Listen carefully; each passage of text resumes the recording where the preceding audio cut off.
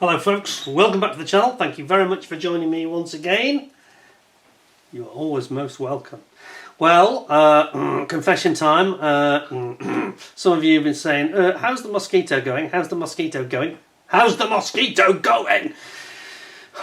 It isn't, is it really? There's nothing wrong with the Mosquito. I'm building the Tamiya 32nd scale Mozzie, of course. There's nothing wrong with the Mosquito kit at all. It's not another Kinetic Sea Harrier, thank God. Nothing like that. No, I've just been having a bit of summer mojo trouble. But frankly, here in the UK at least at the moment, it feels like summer is well and truly over. So I think I've already started to do it again. I've started working on it. But I've done a separate little video, a very shocking video, because you won't see me wearing my jacket, which is unheard of. But I did when I was working on it a couple of days ago. I was just going to explain this issue I've mentioned previously, which I'm still a little bit bogged down with. I've made some progress, but not much. I'm still working on the cockpit, and I've got all this indecision and this dilemma about which parts to include from this photo etch aftermarket kit from Edward and which not to, whether to include the seat belts, whether to have the pilot sitting, etc. Anyway, I'm going to cut away in a second. I'm going to go to that video. I think it's about half an hour. So just about the Mosquito really, and where I'm at with it, or where I'm not at. But I would just say this, that the summer's over really, and I always seem to have mojo problems in the summer. I always have with modelling. As soon as it starts, you start to feel it feels quite autumnal at the moment. Darker nights are creeping in, and I start to become much more calmer and more focused on modelling, calmer in terms of, you know, actually getting the motivation to do it. I mean, really, less distraction, shall we say, that you get in the summertime with other things you can be doing. I've had this problem when I've been off work with this problem with my foot, but I think, crossing my fingers, I think it's improving slightly. So I'm hoping to go back to work in the next week or two. Because that's been a major problem, and all I've been able to do really is that's the ironic thing, it's either been modelling or just sitting here making these videos. And yet I haven't done much modelling in truth, because I just haven't got the focus and the motivation to do it. It really is just a perennial problem. I think a lot of us have this, but I can already feel that my attitude is changing and I'm getting back into it. So keep watching, keep the faith. I know I didn't do a July update, to my shame. So this is kind of, I'm going to say August, July, August. Let's call it a late summer update.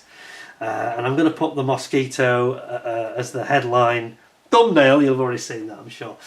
But I'm also going to talk about, very briefly, just tell you a few other things that I'm looking at the moment. I've just bought myself the Brian Lane Qatari Spitfire, which the supplier got back into stock. My supplier is very good, and frankly, you all remember that back in February, March, I think it was, I reviewed this. It wasn't mine though, the one I reviewed, so this is mine, and I was so impressed by it. I thought, although I'm still a little bit irked at Qatari not producing an engine, an opinion is it kind of divides opinion. It's really polarising for people. I would have preferred an engine, but I must admit, when I picked this up at a very good price, which I won't name, but with the Brian Lane Battle of Britain fighter race figure in resin, it does add something. Suddenly it becomes a lot more attractive, to be honest. And I decided that I'd go for this one rather than the new Spitfire Mark 5A with Douglas Bader. I don't think it has a figure in it anyway. And I thought when I saw that Brian Lane, you know, the famous photographs where before and after the battles, you know, you could see how much it took out of him. It really impressed me. And, you know, quite a hero this lad was, obviously. And yeah, very impressed. So decided to put my money where my mouth was. I gave it a 10 out of 10, and there you go. So you know what, I do actually buy some of these kits, even the ones I don't have. Sometimes I just become so impressed by them. I think, you know, I haven't got any Qatari models, so I thought it was time I had one. So there we go. So I bought that. Build it? No! Hang on a minute, it might go up in value. It might be another Wingnut Wings, who knows? I hope not, because I want them to continue. But I would like to see them doing engines in the future. The new Messerschmitt they've got coming out, the K4, is it? I've got mixed feelings about that. I don't think that's the best subject. I don't know why they didn't do a nice Emil, a 109E from the Battle of Britain. That would, I think, have made a lot more sense, really, and would have gone with these beautifully. Or even a JU-87 Stuka or something like that. That would have been incredible if they'd done something like that. So I'm not sure another Spitfire especially a 5A. I don't know. That's okay, but this new K4 Messerschmitt, that I don't think that was a good choice. But anyway, it's just my opinion. I'm sure they'll come up with something else for next year. Let's wait and see. But I just don't see the demand for it really. Another 109, you know, not a particularly overly interesting one to me. Anyway, there we are. Also, you'll be seeing that I've got a new review coming up for the Michael Wittmann Normandy Tiger 1, and you see in the background here I've got my own built Tamiya Tiger 1 in Michael Wittmann's 222, which was the tank that happened to be available, Kurt Sauer's tank, which he actually took on the day and rampaged through Villers-Bocage on the 30th of June 1944, week after D-Day. There is a new one of these out from Ryfield Model, and I'll be doing a review on that. You'll probably see that in the next day or so. So I thought I'd let you know what was coming up. I've also got, of course, some nice new ICM kits coming through very soon as well. Anyway, in the meantime, without further ado, I'll just do a quick change, and my jacket, my smart clothes and my watch are all going to vanish, and I'm going to go into my modelling outfit, which you've never seen before, a world premiere. So I'll hand over to myself, and we'll talk about some of the dilemmas I've got with my Mosquito at the moment, and you can share some of my pain and some of the issues I've got. So over to my twin brother. Hope you find it interesting. Thanks a lot, and I'll catch up with you shortly when he's finished. Cheers for now. Here we go. Over to Pete, Mark II.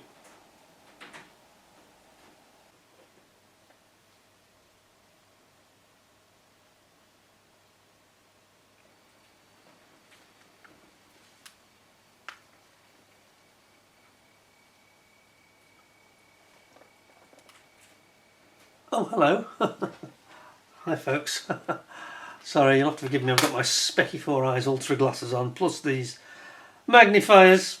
I've got my Airfix t-shirt on, and I'm not actually building an Airfix, of course, at the moment, but anyway, it's a very nice t-shirt. So, I am in the middle of a dilemma. This has been one of the problems with the start of my Mosquito build. There's nothing wrong with the kit, nothing wrong with it at all. But of course, it's this issue about indecision, which I think a lot of us get into this rabbit hole. And the rabbit hole I've got myself in is because I bought the Edward. Sorry, I can't see too well, so I hope I'm in focus and everything, because this is not a usual camera angle, and I can't, with these glasses on, I can't see too much of what the camera's seeing, but I think it's okay.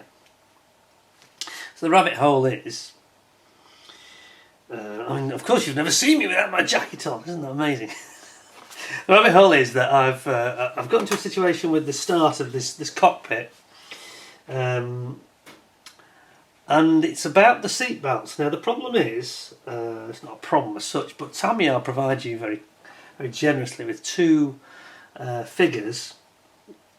In fact, they actually give you three figures. They give you the navigator Alan Broadley, either standing with one foot on the ladder and one hand on the ladder, accessing the crew hatch, or both him and Charles Pickard, the pilot, Percy Pickard, sitting, and we've talked about these before, of course, with these figures. I'll show you in a second.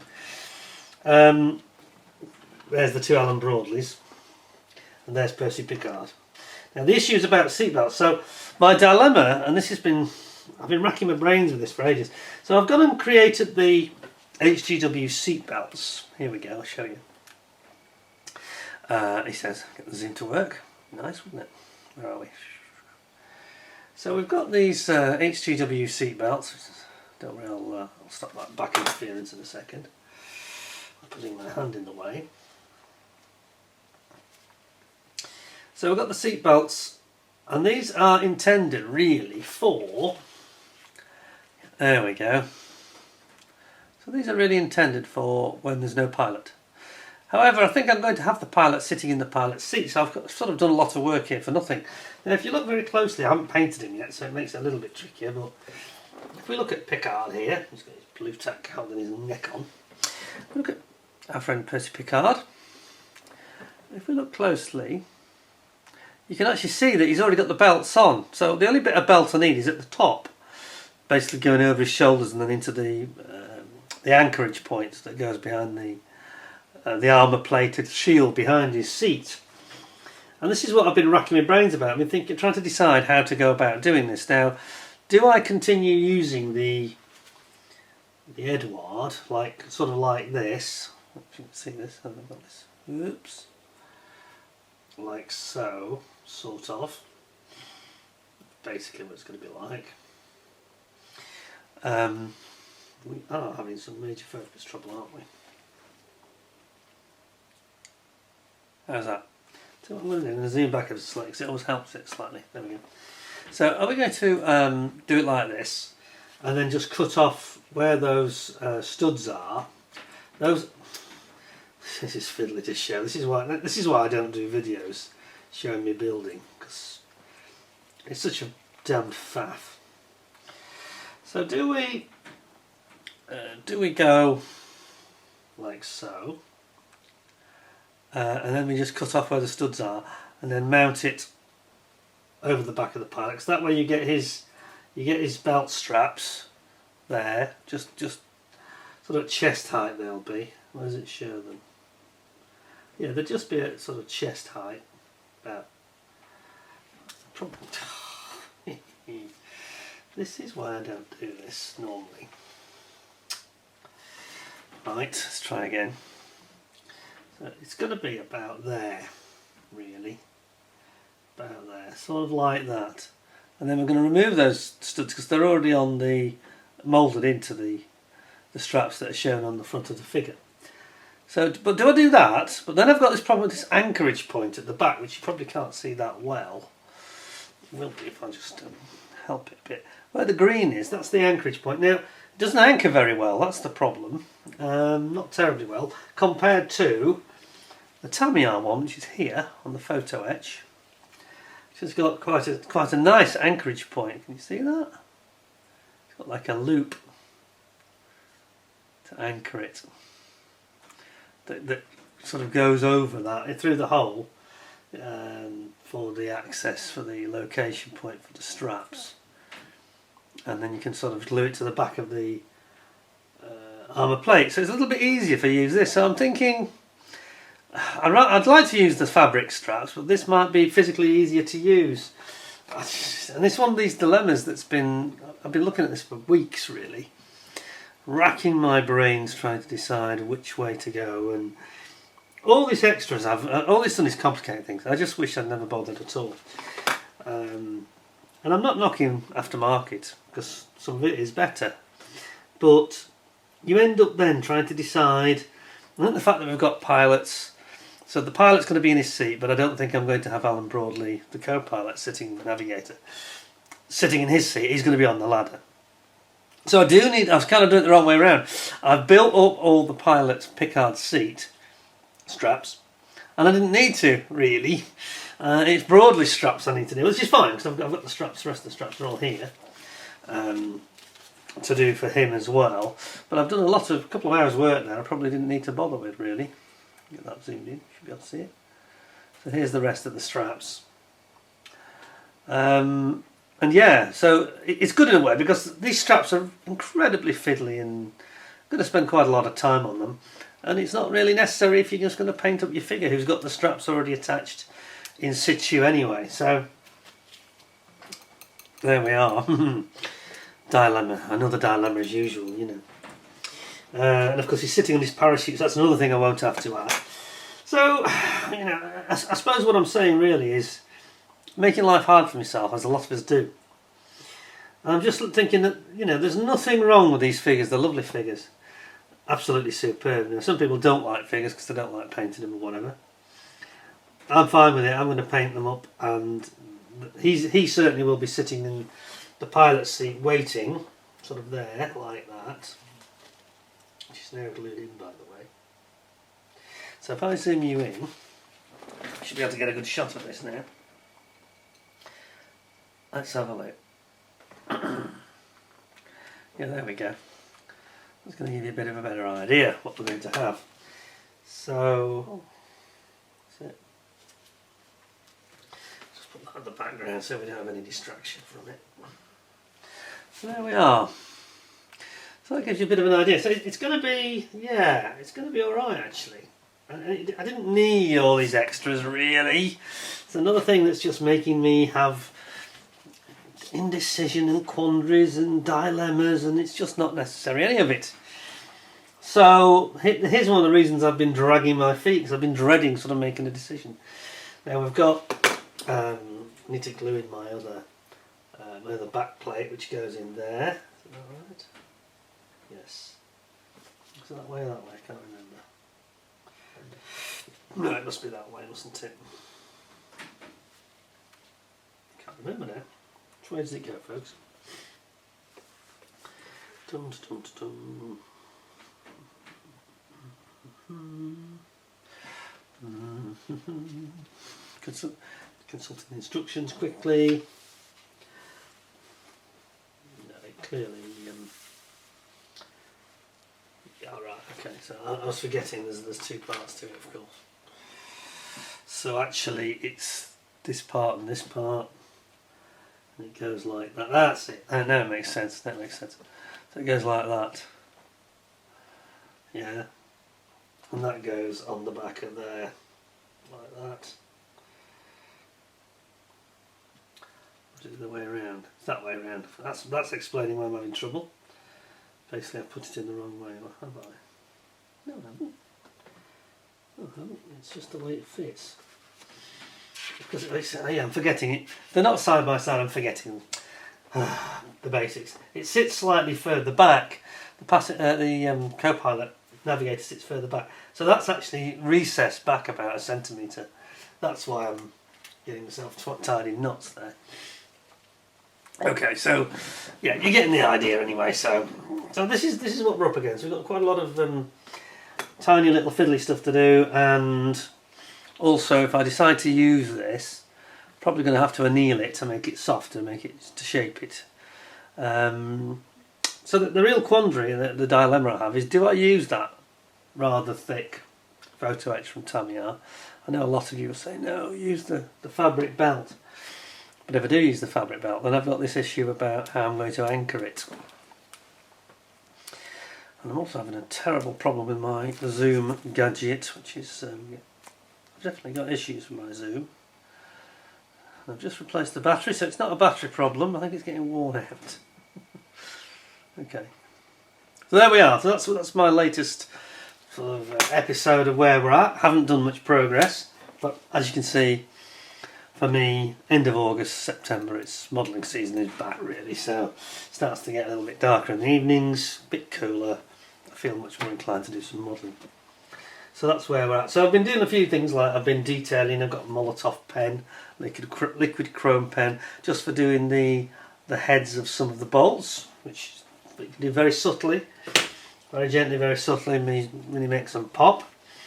And I've got the radio to do, or the G indicator unit. It does actually say there, doesn't it? G. I missed that when we talked about it in the past. Both I and the viewers all missed that. We're trying to figure out what sort of radio it was. Gee, it's a navigation unit. But I've got to say, the parts so far, they're absolutely perfect. Now, everything's going together as it should. So we've got our little, as I say, it's Percy Pickard. Zoom in a bit closer now. You can see how he's going to sit. He sits on his parachute, of course. And he's going to have his hands on the controls. That's it, like so. That's it. So yeah, it's starting to look, it's coming together slowly. What I might actually do next is I might make a decision on this belts thing. And see, there's a problem I've got. If I this is where you've got the problem. I'd like to be able to take him out and have the option to remove him. And have it just... The trouble is I'm saying that. How am I going to get him out? That's not going to be practical, is it? Unless I leave the canopy off. Okay, that's a stupid idea, isn't it? Yeah, that's not going to be very easy to do. I was going to say, it'd be nice to be able to display it differently from time to time. And I know people have done that. They've not fixed the canopy in, but think it might make life difficult. I think I'll just go with the pilot at the controls, ready for takeoff, and I'm broadly about to mount the ladder, getting ready to go. You know, pick up the pilot is doing his pre-flight checks and all that sort of stuff. I think that makes more sense. So that way I don't have a dilemma then, I suppose. It's just make your mind up which belt you want to use. But this is what you encounter, isn't it? It's my glasses back on, the normal ones then. You can see what I'm talking about.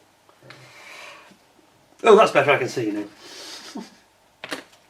This is the dilemma that we face with these aftermarket parts. And I was watching somebody else who built this kit very nicely, but he'd made some mistakes. And when I say he'd made mistakes, I think it's only because, not because he was, you know, erring.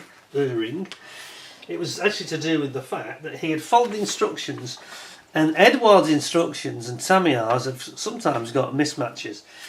And one of them was to do with this business about the plate. I won't go through it all now, but the plate position.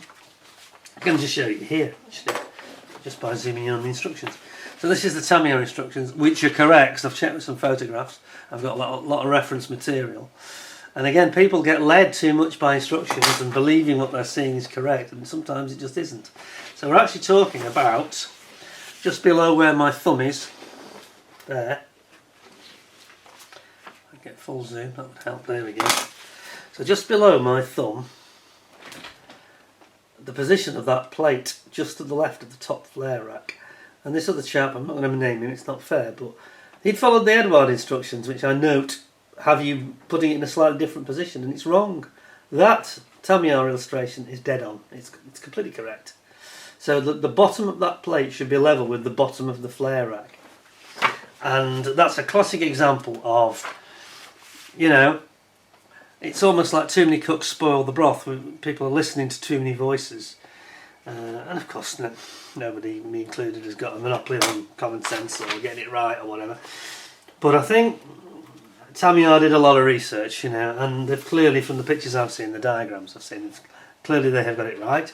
Edouard are having you mount it much higher up, and it's wrong.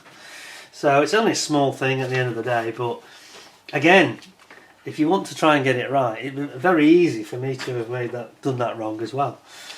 Because here, does it actually show it?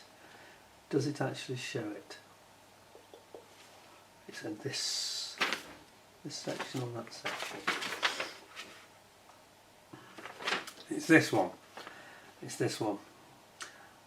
There's a vagueness to it, and I don't like the vagueness that is in the Edouard sets. I'm not knocking Edouard, I'm not, but I'm kind of going off these kits where you've got this instrument panels and all this stuff. Yeah, they add a little bit of detail, but sometimes when you look at the actual original photographs, they're adding slightly erroneous detail. Things like colours are not always correct. Things like the levers, I find that they are just a terrible pain because they don't really look like a lever. If you zoom in with my big camera, they don't really look that realistic. And you're going from having a softly moulded piece of plastic to a too sharply moulded flat piece of photo etch, and neither of them is right. You know, for things like control levers, neither of them really look right. So if it's not going to be perfect, why bother? This is why people buy some of these 3D printed sets from people like, you know, Red Fox and people like that. Others are available, of course. Preferably not from controversial countries though. But anyway, it's almost doing it for the sake of it. It's almost that they're trying to justify doing a complete FPE. And people sometimes fall down. I mean, the classic example of it right there. Look at this. And again, it's not well printed. I don't like the way they do this printing. It's so low contrast. It's quite hard for your eyes to, especially if you're an older chap or lady, it's quite tricky for your eyes to follow it. Can you see that box there? Sorry, wrong one. Sorry, that's the one I'm after. So look, so this is creating levers from just bent pieces of photo etch, which I'm not convinced are utterly realistic, actually. Now you can argue from a distance they're fine, but then again, from a distance the plastic's fine, so hey, why are we bothering? And using photo etch has got the added problem of having to use CA glue. Some of us like me are allergic to it, and it's very fiddly and it You don't really get that everywhere anyway. It's maybe I've grown out of this. It's not laziness. I just think that we're gilding the lily, and we end up with something that just. And this is true of this modeller I mentioned that built the other Mosquito, and he did do a nice one. I'm not knocking his work at all, but he went off down this rabbit hole chasing off after Edouard. And one of the things that he did, and I'll show you this as well on the gun bay. And he said this in his video on YouTube, which made me laugh. He was showing the resin kit. I think it was the from the Big Sin set. I think it was. And what he was showing was the bulkhead here.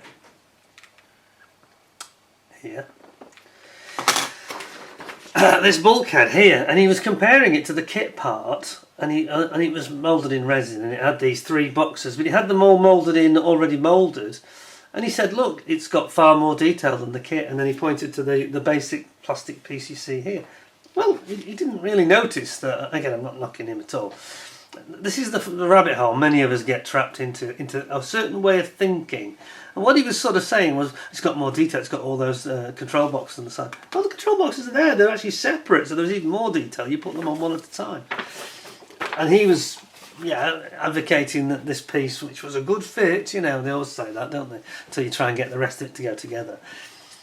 You're completely adding unnecessary stuff. And I looked at that and I thought, well, that's just bizarre, because honestly, there's nothing there that anybody apart from him, and it's your model, it's your rules, that's fine. But there's nobody else in the world is going to open that, look in that bay and say, oh dear, this is not, if you'd use the Tamiya standard kit parts, they're not going to say, oh dear. No, you should have used some photo etch, and you should have used resin for that.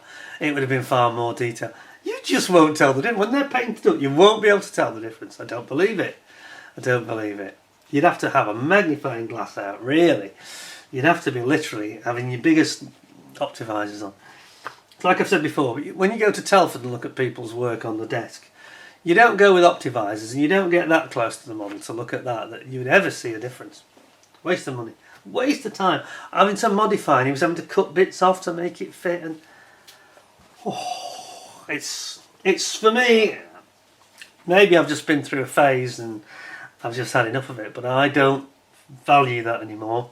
I don't think it's a good use of your time. You're pouring perhaps 40-50% more time into a kit than you need to, and you're ending up with a result that just looks the same.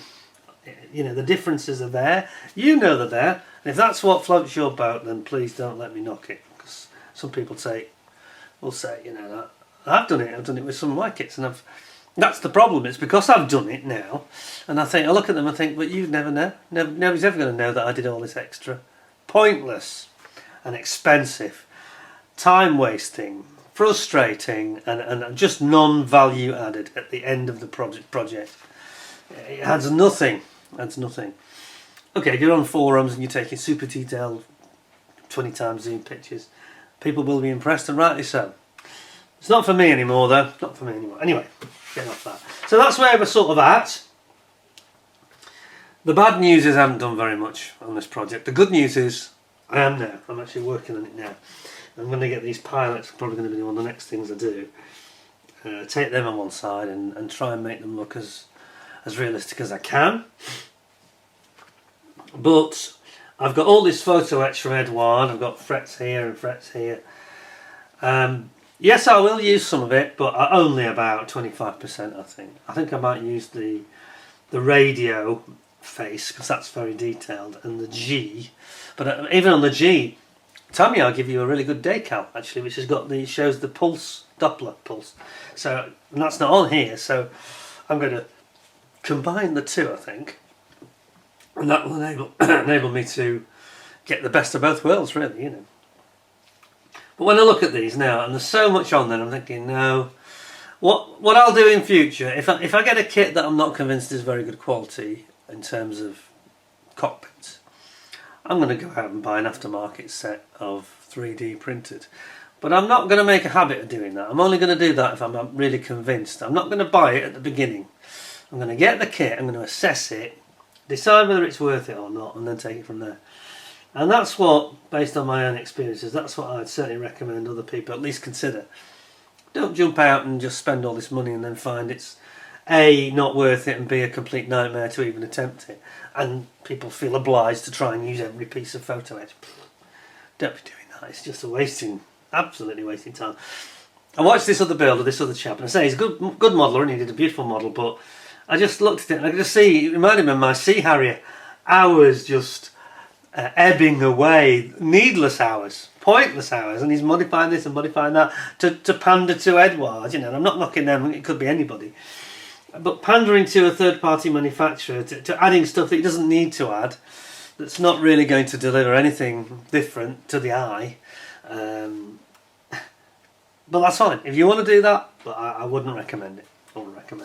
That's my take on it. It's almost like I've matured out of it now. It's not that I'm trying to cut corners or make it easier.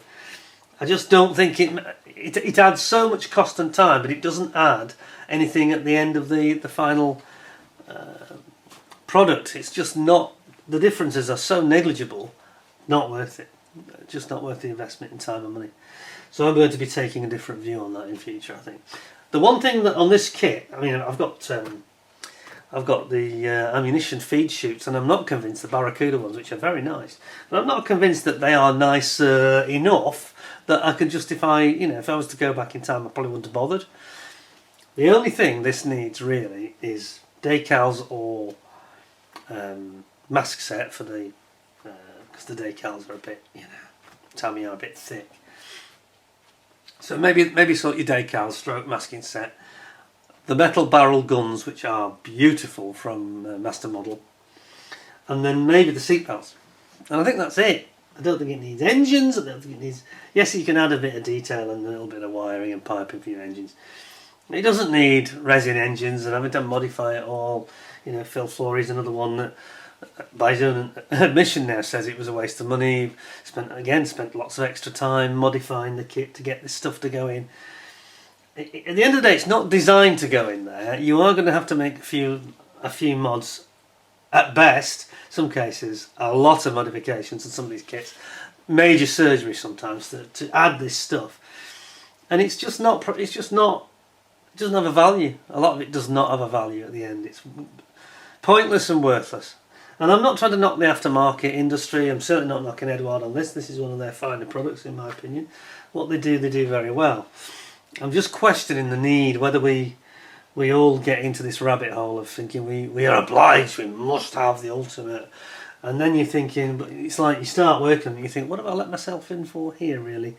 We've got a perfect kit that will just go together exactly as it was engineered. Faultless, really, I'm sure. I can tell that already. But there's not going to be any major problems with it, that's for sure. And then, we're adding all this complication and making it hard work and turning it into a battle that we don't need. So that's my take on it. Anyway, that's where I'm at. So I'm going to be taking a view on what I use. And I'm just going to add what I can see clearly enhances. If it doesn't double the appeal of the part or the component I'm working on, I'm not going to touch it, really. I'm not going to waste time on it. I do enjoy... I see a lot of people now are using these like AK pens everybody's talking about and all this stuff, but I enjoy painting up the detail. I like that. For me, that's what I bring to the party. It's adding realism, adding with the detail. I think you probably agree that what I've done so far, I haven't done very much. What I have done is quite nice. I'm fairly satisfied with that so far. It's going. And I want to carry on with that. I'm not gonna, I'd rather spend my time enhancing and a little bit of dry brushing, a little bit of weathering, just bringing it, lifting it, making it pop, adding detail, than battling to get stuff in that doesn't need to be there, really. So that's my take on it. Anyway, that's where we're going with the Mosquito. Thought I'd give you a quick heads up on that. Did it as part of another show. I thought I'd do this as a little clip that we'd insert so that people know where I'm at. You can be very disappointed with me about my lack of progress, and you would be justified. But I did say I was going to, when I first started this, I said, we announced it on the 18th of February, which was the day of the Amiens raid. And I said, I'm going to have this done for mid-end of September. Well, in fact, I think I initially said August bank holiday. Well, a bit late for that, aren't we? But I'm going to try and get it done for Christmas. I'm not going to guarantee I'll be successful. But I don't mind in a way, because I might end up doing this over the Christmas, New Year holidays.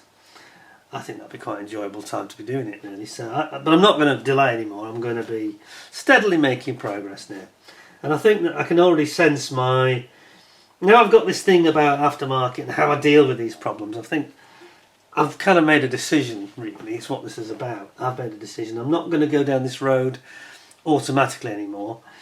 And with what's in front of me now, I'm going to be quite sceptical. I'm going to look at the part, I'm going to compare them, and unless I'm convinced it's superb and a total, it must have sort of thing, this extra parts, then I'm going to not include them because it just slows down the process. I'm going to plough on, and at the end of the day, it was considered one of the greatest kits ever made when it came out. This one in autumn of 2014 it came out, 10 years ago actually. Gosh, I didn't realise that. Gosh, I didn't. That's the first time I've realised that. Anyway, it's 10 years, but it's still pretty damn good, you know. And there's no reason to be needing to go and gild the lily. So that's what we're going to do. So I'm going to make some progress, and I'll keep you up to speed and give you another update very soon. In the meantime, thanks very much, and. I'm just thinking that I did say I was going to give a July update, which never happened, and it's almost like I missed one because I haven't really done anything. So consider this then the mid-late summer update, July and August update. How's that? Anyway, thanks for watching, and back to the main show. See you again next month, hopefully. Fingers crossed. I'll have a bit more progress to show you. Thanks a lot. In the meantime, bye for now. I'm back in my more dapper outfit. Watch, you know, looking a bit smarter, shall we say, from my alter ego there. So, yeah, it's interesting, isn't it? I won't repeat what I've just said, but I think I need to perhaps change my process a little bit. Perhaps all of us need to reconsider some of these extras we buy. It's just some of them just cause you a lot of problems, don't they? I think I'm going to change my process in that when I buy a kit in future, I'm going to think a lot harder before I rush out and buy extras for it, before I've even really assessed it. I think I need to assess them in future. I think I'll do the review, buy it, do the review, and then try and work out, does it really need any extras, and what extras does it need? Not everything that's available, and just, you know, listen to other people can lead you astray. You know, those voices that say you must have aftermarket engines and all these other things. You don't necessarily need those other things at all. So I'm going to think more carefully and be more selective about what I do buy. And as I said in the video, you know, the other segment, really all it needed was some seatbelts and some guns really, that model. I think that's about it really. Anyway, there we go. That's the way it's going to go in the future. Just a slight final comment though, just going back to the Mosquito, something I have done since just shooting that other clip. Let me just show you this. I've just a little bit of scratch building gone on here. So this is I haven't taken it off the FPE fret. This is the Edward, and it is very good, and I'm not knocking them at all. It's just, as I said before, the complication of mixing and matching some of these things. But have a look at this. I've done a little bit of scratch building here. So this is just next to my finger here. This is the G navigation radar, and you might notice I've gone and done a bit of scratch building because I wasn't satisfied with Edward's. The actual screen and everything is brilliant, but the bit that makes up the knob, the control knob, the main control knob, is very flat and one-dimensional and not at all suitable. You might notice, by the way, that I've got the Tamiya Doppler blips on it. That's from the decal that's gone on the top. So I've actually combined three things. We've got the Edward PE face for the radar set. We've got the Tamiya decal Doppler blips. Oops, getting that right. Very good focus here. There we go. And then I've now got, can you see the knob that I've put on it? That's a scratch built, would you believe that is? Completely scratch built by me. Wait a little bit, that's it, that's better focus there. So I've just modified it a little bit and to give it a bit of relief and a bit of three-dimensional quality. And what I did is I basically scratch built that knob from, would you believe, it's actually it's the base of one of my cocktail sticks, would you believe? Painted up obviously and all glued in place, but it looks really good, I think. And it just shows, you know, don't box yourself into a corner just doing one thing or another. You know, I mean, one of the problems that I alluded to is that with that Edward set was that sometimes there's give you completely misinformation, or they don't tell you things. The Edward don't give you as much information as the Tamiya instructions do. And so you're constantly painting yourself into a corner and making life a bit difficult for yourself with some of these extra. In future, I'm keeping aftermarket to a minimum. I think that's the way I'm going to go. So, anyway, there we go. Obviously, a lot more work to do on the Mosquito. More on that next month. I have to say that they're excellent instructions, Tamiyas. It does come with some absolutely brilliant reference photographs, if we're fair. It doesn't show the G, though, because I think that's not something that's obviously in the restored aircraft. Again, this is why you have to be careful. You can't take these as gospel either, because there's certain equipment that will not be in a post-war, aircraft that isn't no longer in service. There'll be all sorts of odd items missing. So you have to be careful with your reference material. As I've said about the Sea Harrier, Kinetic Sea Harrier, there's I've seen a couple of other people built that recently. One not so recently, one a few months ago, and I've seen a lot of mistakes made by the model maker. That's not fair. It's not a mistake by him, but just what we talked about in that video, really. Misled by bad instructions. It's not the fault of the model maker at all. And this is the problem. If you don't have enough reference material, we put our trust in these people, and some of them are not doing a very good job of it. So, hence my constant griping, if you will. Anyway, speaking of which, I might have something to say about that in relation to that Tiger I've got to review. But anyway, I'll keep you in suspense for the time being, and we shall look at that perhaps tomorrow or another day. Well, that's it from me. Just wanted to say I re-showed the Sea Harrier rant video. The main reason I did that was that I know that Jamie Haggo has recently had problems, very similar problems to me, building his. And also the fact, so I thought that made it quite interesting to revisit the detail, that I gave a lot of detail about what some of those issues were, and also the fact that that original video was in 2 parts, which was a bit of a mess on my part, really, and I wanted to make it into just one video so that people can just go and watch one video and see everything they need to see. Because I noticed that if I have a video split into 2, it's never very successful. The second half never gets seen as much as the first, so something I've got to avoid doing. But I have learned how to stitch them together now. Some basic training in editing skills, but yeah, it's something I'm going to work on actually in the future on the channel. I'm probably going to be doing less videos in the near future, and I'm going to try and increase the multimedia element of them, so introducing more photos and introducing other videos and things like that. A little bit of skills I've been lacking, you might say, but the fundamental flavour of the channel won't change. I see other people who do modelling videos and get many more views than I do, but I just don't enjoy their content so much. I'm not generalising here, I'm just thinking about odd ones. That there are things you can do and get more views, but it's not what I want to do in terms of the creation process or the way and the style of my material. I think that I have a smaller band of followers and I'm not bothered really. YouTube and making these videos, it's never going to pay your mortgage unless you're one of these guys who's driving the latest Ferrari every week. Those people, yes, can make a living out of it, but you're never going to make a lot of money out of YouTube. And it's a labour of love for me. It's a passion for the hobby, and that's what I mainly do. I do other things. Obviously, talking about history is another big passion for me. But I'm not going to chase views. I'm not going to. I know there's things I could do that would bring in a lot more views, and I just don't want to do them. And I don't want to have short videos that are rather samey with other people's. I want mine to be quite individualistic and quite unique, which I think, by and large, they are. Hopefully in a good way.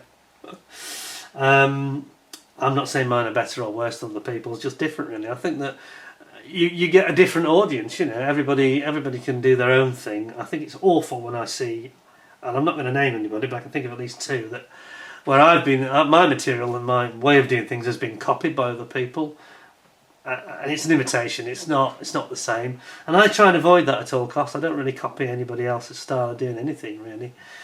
I try and do it in my own way. Sometimes it's a bit clunky, I know, but I think the delivery is good and the knowledge behind it is good.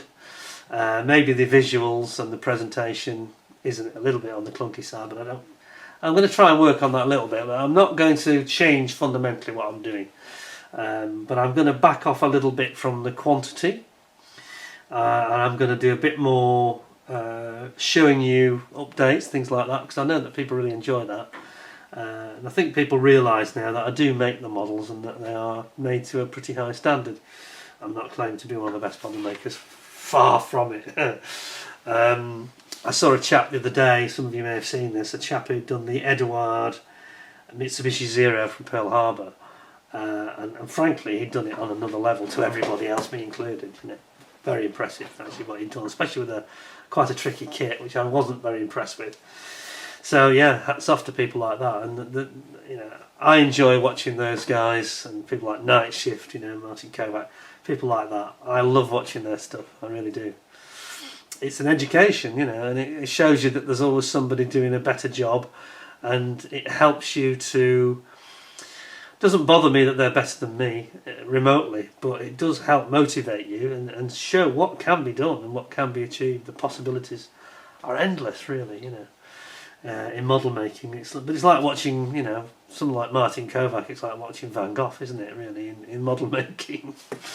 And don't worry that you're not going to be that good. I'm not. It doesn't bother me. I'm producing to a standard I think is. I'm pretty happy with it, But I try and improve, try and develop and evolve. But you shouldn't look at other people's and think, well, that's better than like I've done, with this. Well, Zero is a case in point. Clearly better than mine. Clearly on a different level. But it doesn't bother me, Mine still looks. You don't see it here as everybody says, wow, that's a fantastic Zero. Wow, That's all that matters really, and I enjoyed doing it. I made it to a really nice standard. And I think that too many of us, when we're watching YouTube, I hear people talking about it. Too many people are comparing themselves and they're becoming depressed because they're not as good as, I don't know, Spencer Pollard or Phil Flory or Martin Kovac or me in some cases, God forbid. Don't worry about that. Just do your best, and then look at what other people are doing, enjoy it, admire it. I do, and try and take a few hints and tips. But some of these people are, just either naturally gifted or have the time or the resources or whatever it is to help them have a better standard. Perhaps it's like an artist. Just enjoy, Lowry didn't worry about not being Van Gogh, did he? I mean, you can argue that Lowry's pictures were not terribly accurately drawn, but they had a beautiful character of their own. And this is the point I wanted to make, really, at the end today. That's I think that's an excellent analogy to talk about Lowry. Look at Lowry and compare his art compared to other famous painters like Monet and Van Gogh and, people like Gaudi and who's the other chap, the Spanish guy? It's gone. I'm just thinking of. I went around and looked at some of his work when I was in Barcelona. Don't worry about the fact that others are better than you. It's not about that. What should be coming as a benefit for you from this hobby should be enjoyment. Nothing else matters really. Forget trying to enter competitions and all that stuff. And I see people doing better work than me, but I often see things, even in those better models, I see errors, I see mistakes, I see flaws that they try to cover up with clever photography or angles. So don't ever think that someone is perfect at modelling or that you can't ever aspire to do what the people do. Just try and do every model a little bit better than the last one. That'd be my advice really to anybody. Just try and improve. Don't try and aim for climbing Mount Everest. Just walk a bit further, climb a bit higher every time you go out to climb the mountain. Just climb a little bit higher than last time. If you look back and think that's slightly better, I've improved there, then you are a champion. Yeah, a champion modeler, and that's all that matters. And you should have some good fun doing it. That is the name of the game. It's supposed to be an enjoyable hobby, so let's enjoy it. And that's what I'm going to do. And I think maybe I've set myself a hostage to fortune in some respects, because I've produced that Harrier tank here. That's pretty good. Obviously there's the Spitfire Mark 9, which are all made to a pretty high standard. And I think it actually can, this is where I'm not talking about, excuse me, not so much competing with other people in your mind or thinking you're competing, but even with yourself. I think there's an element of this that causes concern, and we're always frightened of failure, aren't we? Maybe this is one of the things that's been causing me some issues with my Mosquito. Maybe I'm frightened I won't do as good a job as I did last time, and that would hurt me, that would annoy me, and that would really demotivate me and affect the mojo, I think. So that might be something, if I'm really being open and honest, that affects perhaps quite a few of us. Perhaps we're always worried about taking on something that we know, with something like the Mosquito or something like the Brian Lane Qatari Spitfire, there's kind of no hiding. You can't blame the model, like we could with the Kinetic Sea Harrier, which was fairly bad in places. Not terrible, but some parts of it were dire. Like the instructions, but we know the story. But when you've got no excuses and you've got something really superb, like, you know, Mosquito 36 scale Mosquito from Tamiya or something like that, you can't run away and sort of blame, you know, you can't blame the kit. So you have to raise your game, and I think with me, I have to be in the right frame of mind, the right headspace, if that's the right way of putting it. I say I've had this problem, this slight injury I've had, which has probably not put me in the right headspace, even though I've had the time to do modelling, and it hasn't put me in the right headspace for it. And I didn't want to sit here for hours and hours cramped up anyway. It's probably best that I rested it, which is what seems to be working. So you've got to be in the right frame of mind, and you've got to put yourself in a position where you can take a deep breath and know you're going to perform well. And I've already started here. That's already a good sign for me. It's only something tiny you've just seen there, but it's an indicator that my head is coming into the right sort of place, and I am getting my approach right, and my sort of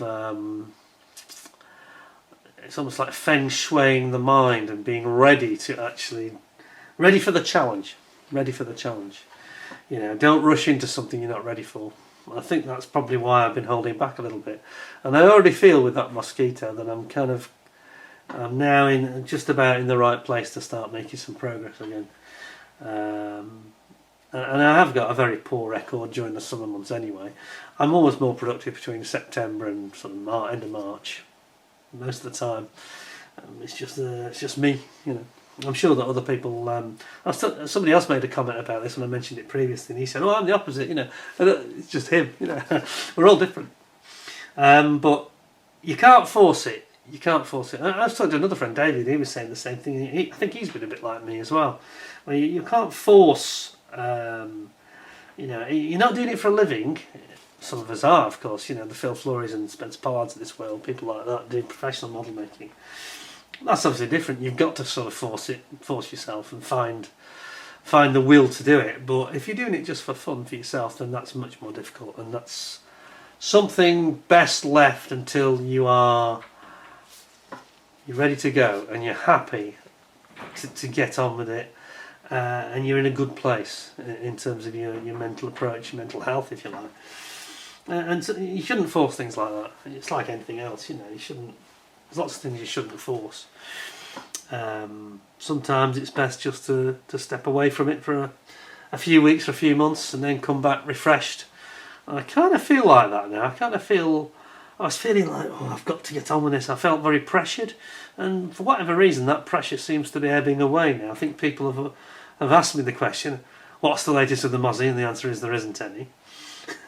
Until now, you know, I'm starting to get on with it again. So you've just got to do what's right for you, and that's the sort of advice takeaway I give to you today.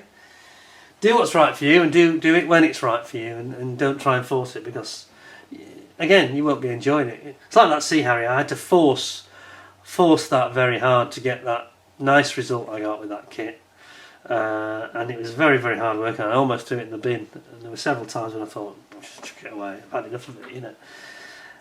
But I didn't, and I forced through to a very good result. But I don't want to be forcing like that again. I didn't enjoy I said in my video I didn't enjoy any of it really, apart from the last day. And I'm not going to get myself in that situation again. I'm going to try to enjoy the hobby. I would recommend you do the same. So there you go. Anyway, thank you for listening. Hope you enjoyed the update. I promise you next time there will be far more to talk about in terms of Mosquito progress. And I've got to have a crack at using those paint masks. So that's going to be quite an interesting new development, something new for me to try. And we're going to be getting on with building up that cockpit, and then once that cockpit is done, and once I'm away from this photo etch and I'm back into the main kit from Tamiya, I think that it's like a funnel. At the moment I can't get to the path down to the bottom of the funnel. I'm sort of whirling around at the top like this, and once I get through that stage it's going to sort of become much more straightforward, a straight linear line of progress. You watch. Anyway, I wish you all happy modelling. Somebody did ask me recently in terms of what I'm doing in the future. Somebody had a request. Somebody actually requested that I talk about stashes again, so I think that's something I might do next month. And now for something completely different, we'll have a talk about stashes. So watch this space, and I will be updating you with other kit reviews in the meantime. Until next time then, thank you very much for listening. We'll have another update at the end of September. And thank you all for your time. Hope you all stay well, stay safe. Enjoy the rest of your holidays. Saying this, it's going out on the bank holiday weekend of the end of August. And yeah, hope to catch you same sort of time next month. So until then, thanks very much for watching. Stay well, stay safe. Look after yourselves. In the meantime, take care. Thanks a lot and bye for now.